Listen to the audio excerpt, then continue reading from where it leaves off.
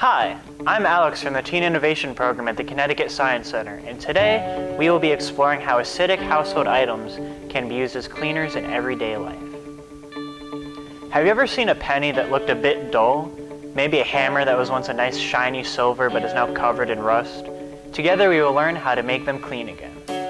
Today we are going to show you how each acidic substance works as a cleaning agent with an activity where we compare how well each substance can function in cleaning. Before we get started, we should put on some gloves. The grime you see here on this penny is actually called copper oxide, and it forms over time when the copper in the penny is exposed to the air around us. The hammer undergoes a similar change. Due to most hammers being made of steel, which is an iron alloy, iron oxide forms instead. Okay, so here we have our vinegar, our pile of dirty coins, salt, a tray, and measuring tools. So first, we're going to measure and add 1 teaspoon of salt.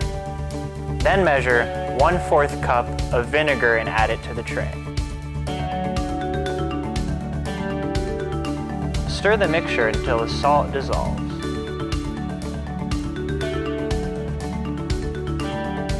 Add dirty pennies to the solution and watch what happens.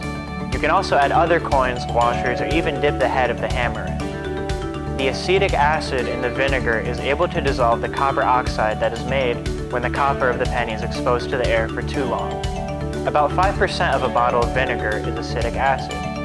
An acid is a substance that can remove rust with certain reactions. Stronger acids can even burn or dissolve some materials. Food-safe acids typically taste sour, but make sure not to taste all acids or acidic things.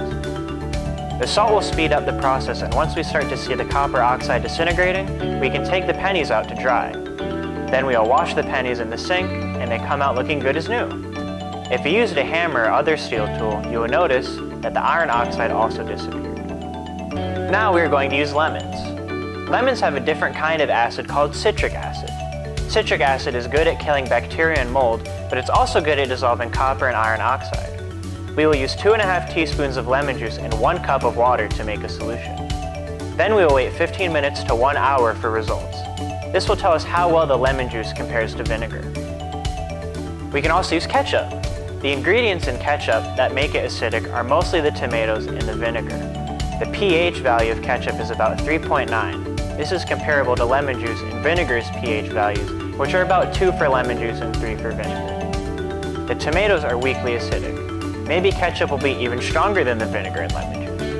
We will cover the material in ketchup for about half an hour and then investigate what happened. Alright, now let's look at the results.